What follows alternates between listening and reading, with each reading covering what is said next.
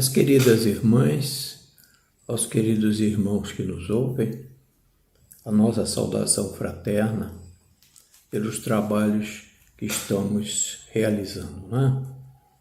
Nós temos hoje aqui um tema muito significativo, um tema atual e que tem sido uma constante nas lives, né, que são apresentadas nas casas espíritas.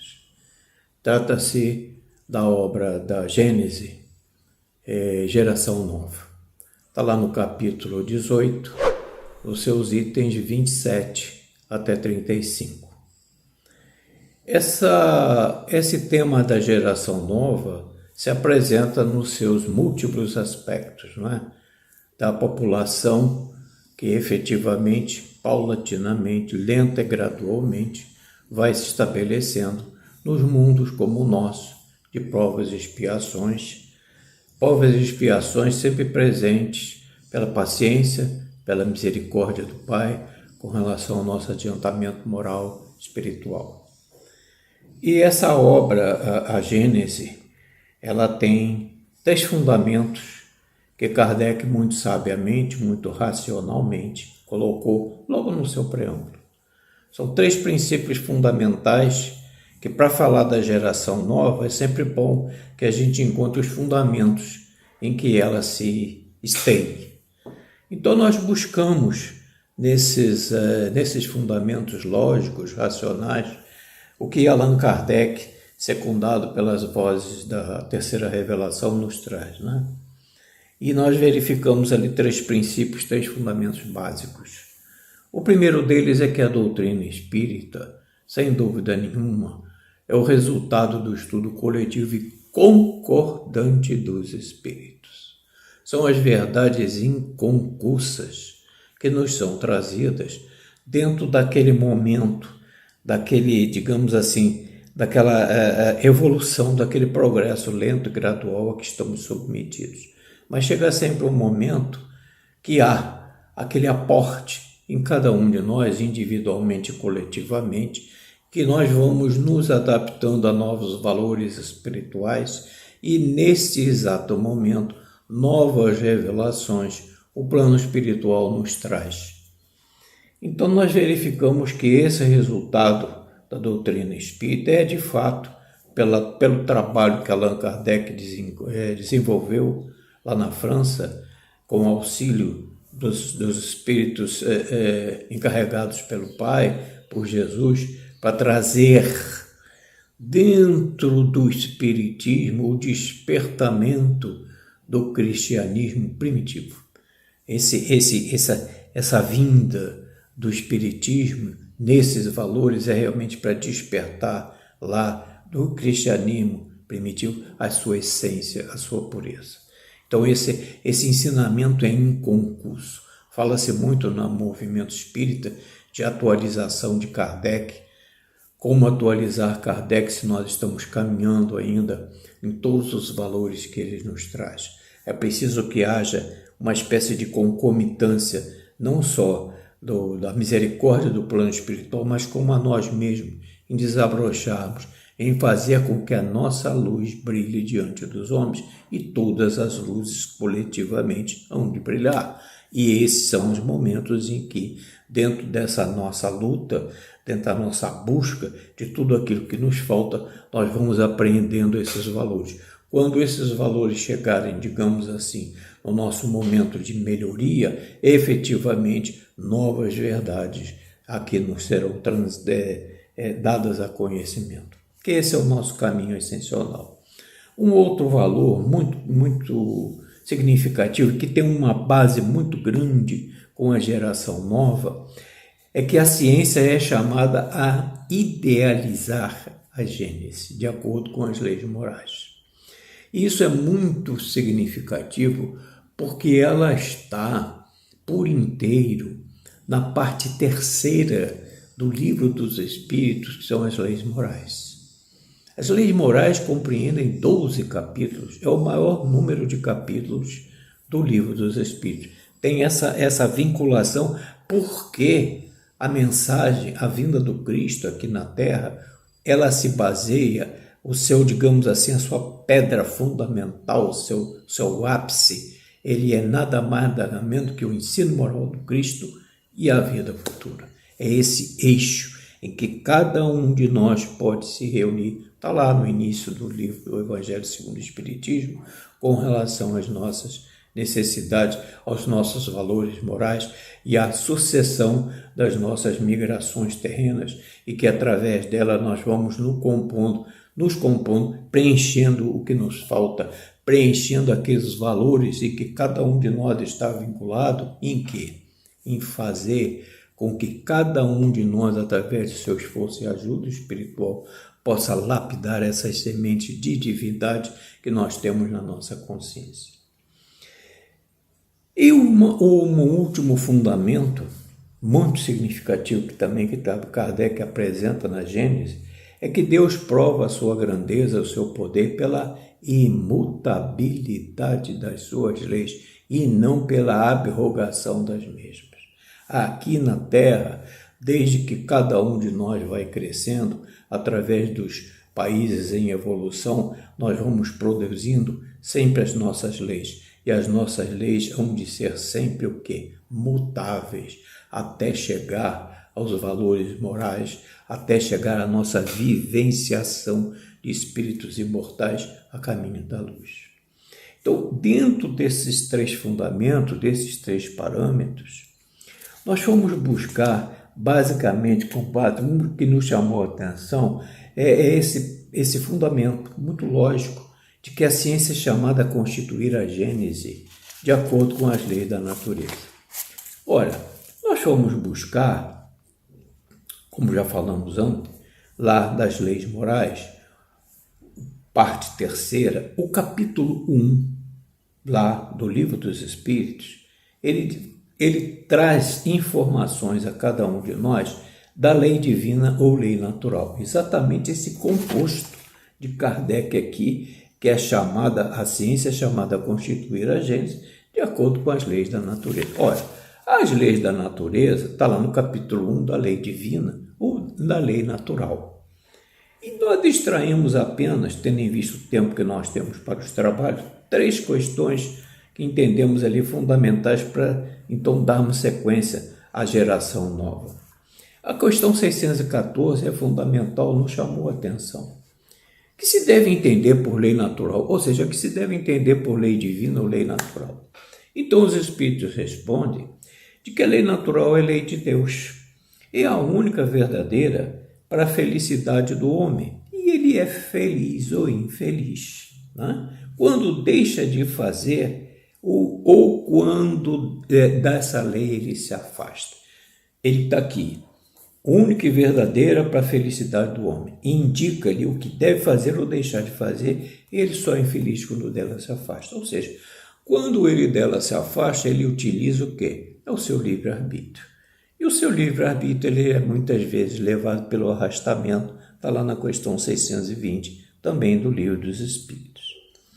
A questão 617, realmente, quando nós lemos isso aqui, nós também ousamos ter essa mesma dúvida, ou seja, as leis divinas, coloca Kardec, é o que elas compreendem no seu contexto, no seu âmbito, o que intrinsecamente, o que as leis divinas, elas só se compatibilizam com, Kardec questiona aqui, com o nosso procedimento moral, indaga ele, as leis divinas, que é o que compreendem no seu âmbito, concernem alguma outra coisa que não somente o procedimento moral.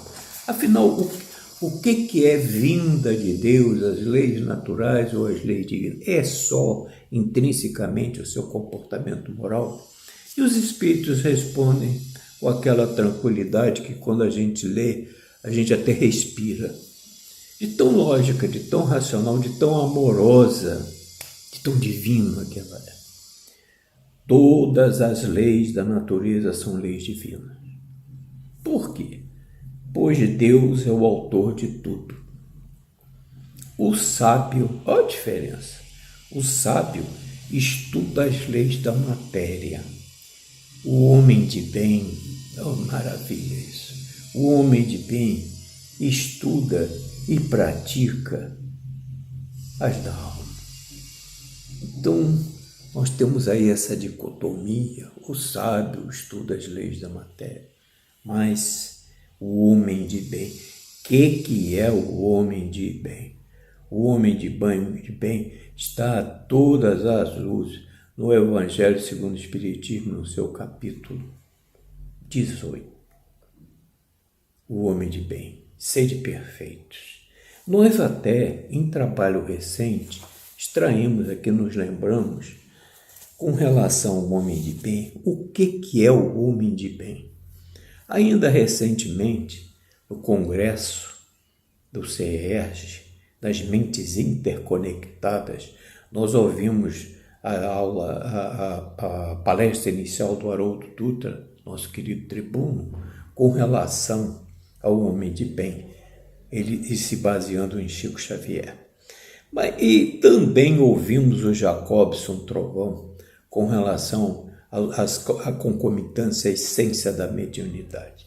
Nós reunimos esses dois valores, esses dois compostos que ouvimos e fizemos aqui um mergulho, né, com relação a uma indicação que o Jacobson nos trouxe lá do livro Roteiro de Emmanuel, né, com relação a essas perspectivas da humanidade, né? Então, nós fizemos aqui uma colocação de que o homem de bem é aquele que estuda as leis da alma. E o que é esse homem de bem? É aquele que mais pensa.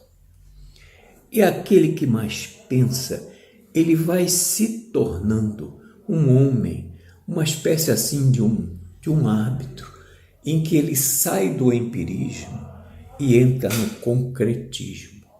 Ou seja, ele atua em conjunto, ele vibra positivamente para as coisas que possam ter o seu tempo, saindo do empirismo, do abstrato, para a concretização. E nessa situação, ele se torna um canal que ele capta as energias correntes do plano espiritual, seja para o bem e seja para o mal.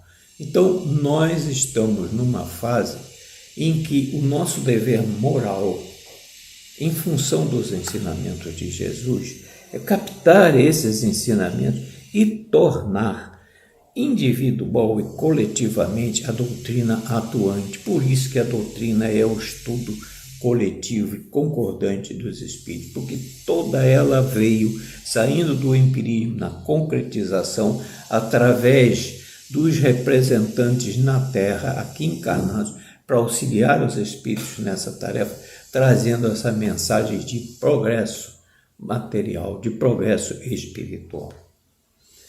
E continuando então, com relação às questões que Kardec suscitou, a questão 618 também é muito significativa, porque indaga ele se são as mesmas para todos os mundos as leis divinas ou naturais. Então os espíritos vêm nos dizer que a razão está a mencionar, a esclarecer, que ela deve ser apropriada à natureza de cada mundo e adequada ao grau de progresso dos seres. Está aí digamos assim, esse chão, essa base, essa sustentação em que todos temos que partir com as nossas ideias, as nossas reflexões, individualmente, coletivamente, trabalhar, seguir a orientação que nos chega do plano espiritual. Então, fizemos aqui esse resumo, que essas três questões estão em consonância com os fundamentos elencados por Allan Kardec, em que a ciência é chamada a constituir a gênese de acordo com as leis da natureza. E aí, com relação especificamente à geração nova, nós já temos essa base, né? Nós verificamos que nos capítulos 27 a 35 fizemos um roteiro aqui bem condensado. E aí vamos lendo e comentando. Diz Kardec que, conforme a doutrina nos instrui, após ultrapassado o período de transição, o que é o período de transição? O período de transição é o nosso, digamos assim, é essa fase em que nós estamos na nossa grande luta. Nós estamos saindo dos aportes materiais e adentrando naqueles de natureza espiritual. Período de transição é que são próprios dos estágios do mundo, diz Kardec, em evolução. E aí a Terra está incluída como um planeta de provas e expiações. Os planetas inferiores, os planetas como a Terra em provas e expiações, eles têm, evidentemente, esses períodos de transição. Esses períodos de transição somos todos nós vinculados a eles num aprendizado. E é por isso que um dos fundamentos que Kardec citou lá na primeira página da Gênesis é que Deus suscita, mostra a sua grandeza, a sua nobreza, o seu poder pela imutabilidade das suas leis e não pela abrogação delas. Então, o que isso quer dizer? As leis do Pai estão implantadas em todos os países do nosso orbe planetário. A nós outros compete segui-las, não o Pai ir alterando, abrogando as suas leis em função de tal ou qual mundo. As leis ali estão presentes. Cabe a nós outros o quê? O cumprimento dessas leis. É a nossa tarefa de caminhantes, de criados simples e ignorantes, conforme a questão 115 do Livro dos Espíritos. Mas simples e ignorantes, sem nada saber, mas com uma tarefa, com uma missão.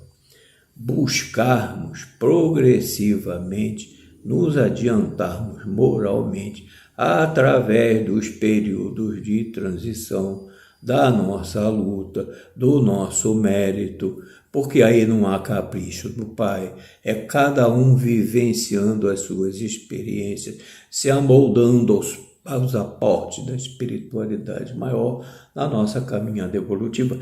E ali o 115 do Livro dos Espíritos nos traz ali uma dicotomia muito profunda. Qual é ela? Nos aproximarmos da verdade, porque a verdade nos transformará. E essas verdades, e vamos incluir aí o Consolador prometido por Jesus a João, que está no Espiritismo nascente, para decompor o cristianismo primitivo na sua pureza. Eis aí o Espiritismo nos trazendo esses aportes, essas conclusões, para que cada vez mais, nos aproximando da verdade, e a verdade nos transformando, vamos nos aproximando da perfeição. E a perfeição nos aproxima do Pai. E ao nos aproximarmos do Pai, as nossas regiões de trabalho serão os mundos ditosos, em que ali está Jesus e outros tantos espíritos luminosos e puros que compõem essa comunidade de mundos ditosos que são os representantes do Pai, os mensageiros de Deus, em quaisquer planetas. E há em cada um de nós uma vertente que nós lemos recentemente e absorvemos muito no Evangelho segundo o Espiritismo, do Cardeal Morlot, em que ele lá, numa edição do Evangelho segundo o Espiritismo, nas páginas 97 e seguinte, fala que nós, através das nossas tarefas aqui na Terra, nós temos uma missão que nós desconhecemos. Vezes sem conta, na maioria das vezes esquecemos. Nós somos co-auxiliares do Pai na obra da criação. Então, esses mundos ditosos, em que estão lá os espíritos puros, do qual Jesus é o nosso conhecido, graças a Deus, que veio à Terra em nome do Pai para trazer o Evangelho e o Reino dos Céus através das suas leis. E são essas consequências, são essas vinculações da vida maior que nos trazem abrir portas, porque ele, Jesus, conforme mesmo disse a João, para chegar ao Pai a porta é ele. Ou seja, ele é o mensageiro divino, foi o médium por excelência em trazer o Evangelho que nós estamos estudando, incorporando a nós mesmos e os nossos desdobramentos espirituais. Então, a humanidade terrestre inicia, como está incluída nesses mundos de transição, o seu crescimento moral, como visto no início das nossas reflexões. Então, esse fato caracteriza a era da regeneração. Por que a era da regeneração? Porque através desses nossos esforços, tudo que foi, digamos assim, do nosso passado delituoso, impróprio, que a gente tinha que afastar, nós nos afastamos desse período de transição e aportamos em outros tantos caminhos.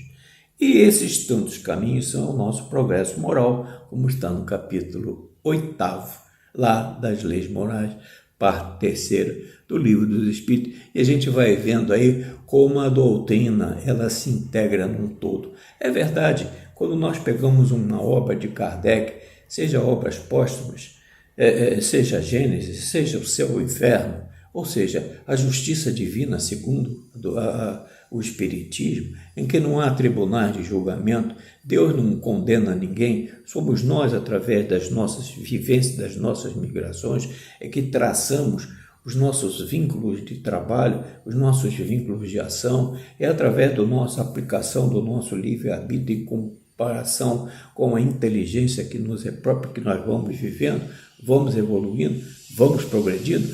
Entre a inteligência e o moral, questão 780 do Livro dos Espíritos, esse arcabouço para que o nosso livre-arbítrio possa efetivamente, sabendo identificar o que é o bem e o mal, ele opte pelo bem e não pelo mal. E aí o arrastamento, quando o nosso livre-arbítrio é levado pelo arrastamento, nós nos deixamos nos levar basicamente por esses caminhos retrógrados, que não aqueles luminosos que Jesus nos trouxe.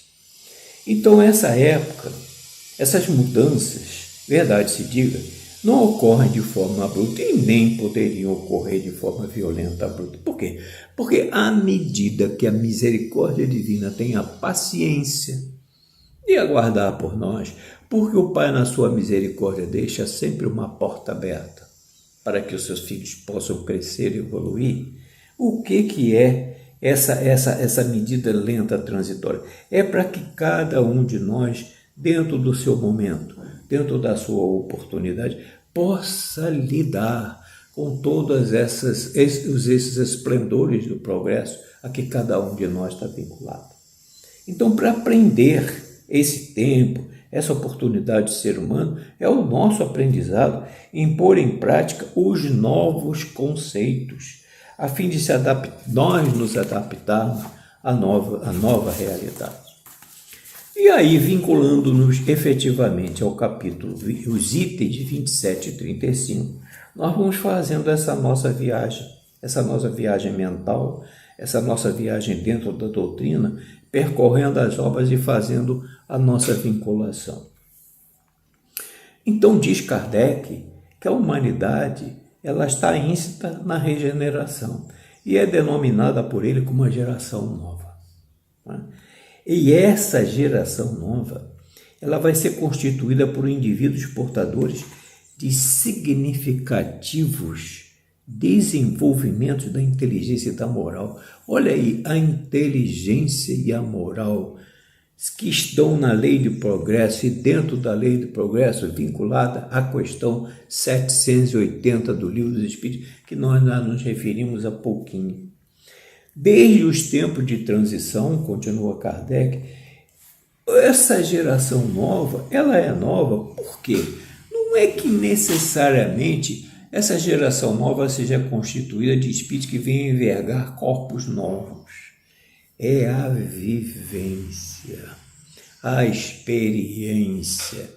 É nos planos espirituais e nos planos materiais em que nós vamos ver o que nos falta, o que nós não completamos. E nós vamos preenchendo esse vazio dentro de nós, nos enchendo, tornando-nos repletos da misericórdia divina que está em nós e nós precisamos descobri-la. Graças a Deus. Diz Kardec que desde os tempos da transição, esses espíritos que compõem a geração nova foram renascendo pouco a pouco na experiência. Como é isso? Sim, vêm, evoluem, trabalham, vivem, despertam no mundo espiritual. No mundo espiritual vão tendo novas oportunidades. É bem verdade que há determinadas regiões de espíritos que ainda não despertaram para essa realidade, mas vão despertar e nós vamos chegar lá o que se fazer com eles. Então, orienta Allan Kardec de que ao final da transição, ou seja, desses momentos de reflexão, de prova, de ultrapassar esses momentos difíceis que cada um de nós vive, acontecerá intenso trânsito migratório, está aí. Ou seja, idas e vindas. E o que é isso? Essa mudança, essa migração entre dois planos de vida. A reencarnação de espíritos mais esclarecidos e a partida daqueles que ainda há esse processo de transformação interior, transformação moral, espiritual, ainda não foram integrados no seu íntimo, no seu espírito, no seu coração, na sua mente, no seu fazer. Por quê? Se assim não fosse, se não houvesse essa migração, o que aconteceria? Vem novos espíritos e aqui mais trabalhados, que evoluíram, que progrediram, mas se eles vão encontrar elementos ainda que estavam naquela retaguarda negativa e que não conseguiriam evoluir, diz Kardec que uma nova perturbação e confusão, ou seja, obstáculo ao progresso, além da natureza de tudo, na natureza em que tudo se cadeia, né? Tudo possui o seu tempo, o seu momento e o seu fim útil, ou seja, renovação de valores. Tais espíritos, então, serão encaminhados a outros mundos, para progredir, a porta aberta que o Pai deixa, né? Prosseguimento na escala evolutiva. O Pai sempre deixa nós colocamos isso aqui, uma porta aberta aos seus filhos. Jamais os abandona, jamais os deixa relegados sem proteção. É a lei da simultaneidade do amor, né?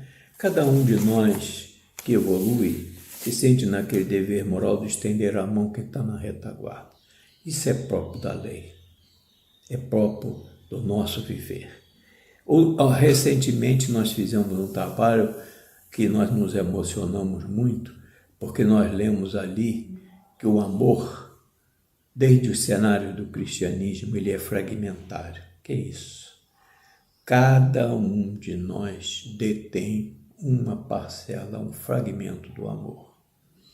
E é por isso que Deus nos coloca juntos, no mesmo planeta, para que possamos aprender uns com os outros, entender, fazer a chamada empatia uns com os outros e nos amar.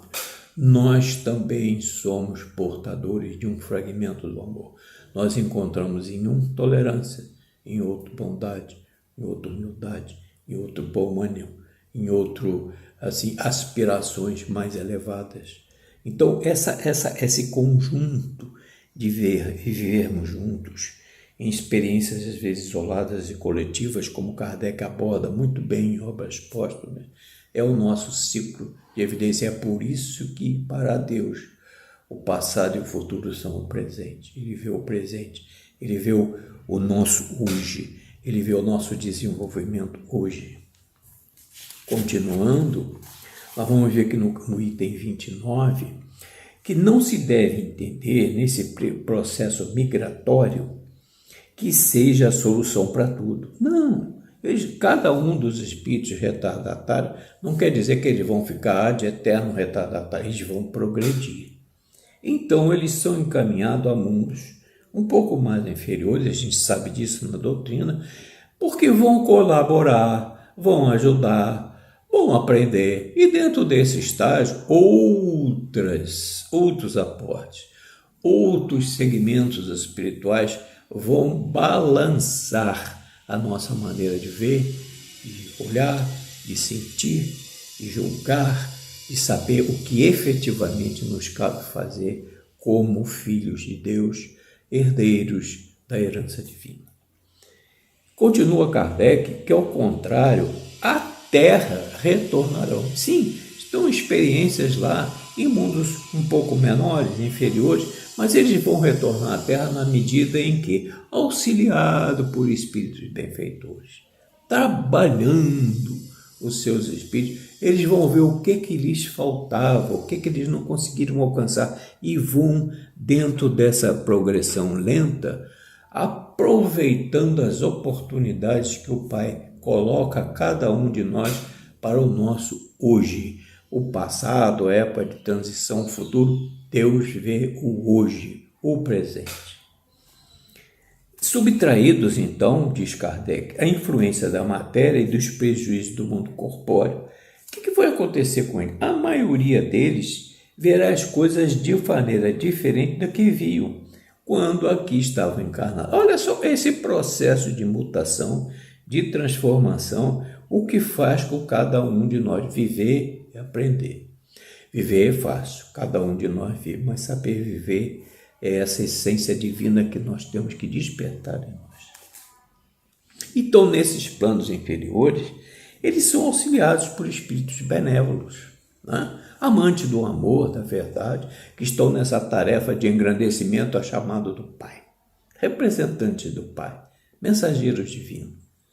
O plano espiritual está repleto dessas falanges, e a gente ouve ver isso por intermédio de André Luiz, Filomeno, Ivone Amaral Pereira, Zilda Gomes, Eurípides Barçanufo e tantos irmãos que nos trazem esse aporte. Então são auxiliados por espíritos benévolos que por eles se interessam e dão pressa em esclarecê-los e mostrar o caminho falso que seguiam lá na retaguarda, lá no passado.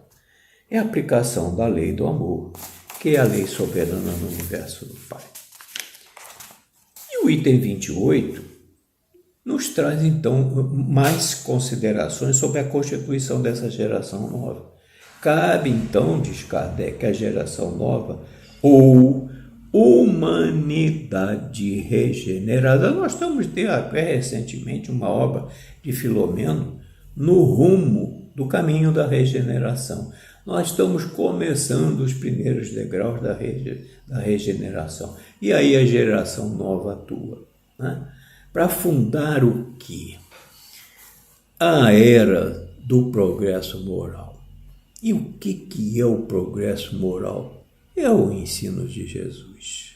E nós retornamos lá na nossa Bíblia da doutrina espírita, o livro dos Espíritos. Tudo está ali, mas na sua forma de luzes, se irradiando para que todos os componentes se integrem nesse todo.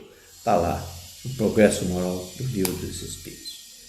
Essa é a era que se distingue por inteligência e razão geralmente precoces, ou seja, imaturas. Nós vamos ler um texto a respeito disso um pouco mais adiante, que nós extraímos de um artigo muito bom do Reformador, que é o periódico mensal da FEB. Então, essas inteligências são geralmente precoces, ou seja, imaturas, vinculadas ao sentimento inato do bem e às crenças espiritualistas. Fato que constitui sinal indubitável de certo grau de adiantamento anterior, ou seja, não se comporá de espíritos eminentemente superiores, mas também daqueles que, já tendo progredido, diz Kardec, se acham predispostos a assimilar todas as ideias progressistas e aptos a secundar o movimento de regeneração. Ou seja, a regeneração ainda é aquele mundo, e nós estamos dentro da classificação do mundo, ao inverso do atual, de provas e expiações, em que predomina muito ainda, eu não diria o nosso mal, porque está lá no livro dos Espíritos que nós percorremos a fieira, não do mal, porque Deus não criou o mal, mas a fieira da ignorância. Então, quando nós saímos da ignorância,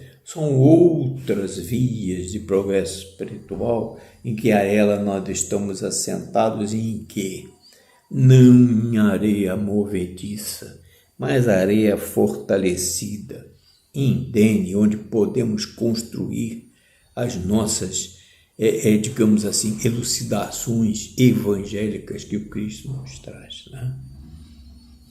Então, os espíritos atrasados, eles se caracterizam, como a maioria aqui na Terra, pela propensão instintiva de paixões degradantes. Sentimentos antifraternos. O que são sentimentos antifraternos? O egoísmo, o orgulho, inveja, ciúme, enfim, apego a tudo que é material. Ou seja, tudo que é do corpo, nada que é da alma, a verdadeira propriedade. Está lá no Evangelho segundo o Espiritismo. E um aspecto com relação a essa geração nova, que é imatura, que é precoce, está no nosso dia a dia, e nós colhemos isso e trouxemos para as nossas reflexões de um artigo recente que eu li da Marta Antunes, lá compondo lá a diretoria da FEB, de que crianças, no nosso dia a dia, na nossa família, nós estamos cansados de ver isso. Crianças imaturas, precoces. O que acontece com elas que estão vindo aqui em torno? Aliás, na mídia, nos órgãos de informações, de progresso, quantas e quantas vezes nós vemos jovens imaturos, precoces, com uma inteligência daquela. Outro dia eu vi numa revista do Reformador, um menino de 15, 14 anos, numa faculdade de medicina lá nos Estados Unidos, que foi necessário pegar um banquinho, para que ele não tinha uma estatura meio elevada, dando aula a médicos residentes lá numa faculdade lá nos Estados Unidos. E outros tantos. A nossa família, nosso movimento de relação, quantos e quantos netos, bisnetos chegam ao nosso lar, à nossa casa, e nós ficamos assim impressionados de ver a agilidade com que essas crianças têm, principalmente com aparelhos de tecnologia avançada, e mexem naqueles aparelhos, fazem coisas. Outro dia uma bisneta veio me dizer: meu vizinho, você precisa, apenas um adendo aqui, criar no seu celular um canal para que você tenha assim maior facilidade de expressão. Você tem que baixar um aplicativo. Eu fiquei olhando, mas Gigi, você ajuda o Biso a fazer isso? Ajuda, eu venho aqui, ajuda você. Então eu fiquei estarrecido com essa iniciativa da bisnetinha. E nós em família, quantos e quantos exemplos nós temos. E ainda que não tivesse, outras tantas famílias apresentam o mesmo aporte, a mesma significação. Então a Marta, com muita tranquilidade, com muita assim clareza de raciocínio, nos traz isso. Crianças que frequentam as mesmas escolas que os nossos filhos, brincam, correm, chamam atenção, choram, caem, se machucam. Contudo, diz ela, o diferencial, na maioria das vezes, está na maneira como se comportam e como reagem a diferentes situações. São, em regra geral, mais participativos, mais fraternos, mais companheiros, mais amadurecidos. Na juventude, diz a Marta, muitos se destacam pelas aquisições intelectuais precoces, imaturas, né? Conjugadas nos sentimentos mais elevados. E é possível observá-los no nosso cotidiano. Nós vemos isso, falamos isso, né? Desde que nós tenhamos, é muito interessante isso, desde que nós tenhamos olhos alinhados com o coração, com a razão e com os ensinamentos de Jesus. São os seguintes os requisitos básicos para recebê-los bem. Esses são os requisitos. Estejamos certos de que, à medida que o planeta evolui, esses espíritos estarão cada vez mais próximos de nós. E é verdade mesmo. Empatia, sintonia, né? Mediunidade. Né? Mediunidade não é aquela coisa de estarmos. Hoje a gente está sentindo isso, né? 1 hora, 1h30, numa reunião, orientando, recebendo, psicografando, dialogando, dirigindo. Mediunidades são, como o congresso agora recente nos trouxe, são as mentes interconectadas.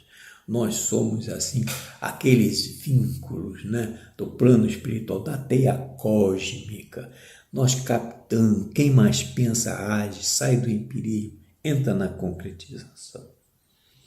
Então, essas crianças, esses espíritos, né, estarão mais próximos de nós, tanto nos afazeres, né, mais simples, como também nas horas de maiores dificuldades. E o fato interessante aqui que a gente viu hoje, trarão suas capacidades intelectivas para a construção de um mundo tecnologicamente mais avançado. Contudo, ao mesmo tempo, alinhado com os ensinamentos de Jesus. Então, nós estamos aqui praticamente fechando, né, essa geração nova, né, que exige a renovação integral dos espíritos, na modificação nas suas predisposições morais, né, que são essas as modificações que ocorrem em todos aqueles que essa forma de evolução nós estejamos predispostos. São essas modificações morais que existem em cada um de nós que vai fazendo com que nós possamos fazer o nosso progresso. E ao final dessas colocações, nós estávamos buscando, como nós tínhamos lido o roteiro de Emmanuel, a obra que ele nos traz sobre esses assuntos, nós também, assim, incidentemente, estávamos buscando em outras obras de Emmanuel um aporte que consolidasse, que fechasse essa geração nova, né? Esses progressos da humanidade. E aí nós nos voltamos para uma instrução de Emmanuel, nós não vamos falar sobre toda ela, já estamos com 40 minutos, que é alegria cristã. Está lá no livro Caminho, Verdade e Vida. Nós trouxemos tópicos dessa instrução de Emmanuel, muito significativa, do livro Caminho, Verdade e Vida. Nós trabalhamos aqui com a 28ª edição, 4ª reimpressão, lá no capítulo 93, páginas 201 e 202. Quem estiver interessado pode ir lá para ratificar. O termo é alegria cristã. Nós apenas destacamos 2 ou 3 itens para fechar aqui nosso trabalho. Então diz Emmanuel que pesada a bagagem de sofrimentos, que é o período de transição, constitui alicerce de vida superior. Olha só, alicerce de vida superior à nossa bagagem de sofrimentos. Ninguém sofre à toa. Repleta de paz e alegria. Dores representam auxílio de Deus à terra estéril dos corações humanos. Olha a profundidade do ensinamento de Emmanuel. Transformam-se em adubo divino aos sentimentos humanos. Adubo divino aos sentimentos humanos. Cristo, assim, ensinou a ordem natural para a aquisição das alegrias eternas. Demonstrou que fornecer caprichos satisfeitos, sem advertência e medida, no estado evolutivo em que nós nos encontramos, é depor substâncias perigosas em mãos infantis. Assim, fechando, reservou trabalhos e sacrifícios aos irmãos amados, para que não se perdessem na ilusão e chegassem à vida real com valioso patrimônio de estáveis edificações. E ele fecha. É dessa forma que a humanidade encontrará o caminho da paz. Pois, como Jesus nos lembra, segundo o registro do apóstolo João, capítulo 16, versículo 20 e 21, mas a vossa tristeza se converterá em alegria. Jesus, palavras do Mestre. Então são esses os apontamentos simples, singelos, humildes que nós tiramos dentro desse nosso esforço de trabalho, que é um esforço de cada um de nós. Cada um tem o nosso esforço, as nossas perspectivas, cada um vai mostrando essas novas disposições morais para contrastar, suavizar, filtrar melhor todo o nosso passado delituoso que ainda se reflete em cada um de nós, nas nossas existências, nas nossas migrações, mas é o abençoado período de transição, a era de transição que nós vivemos.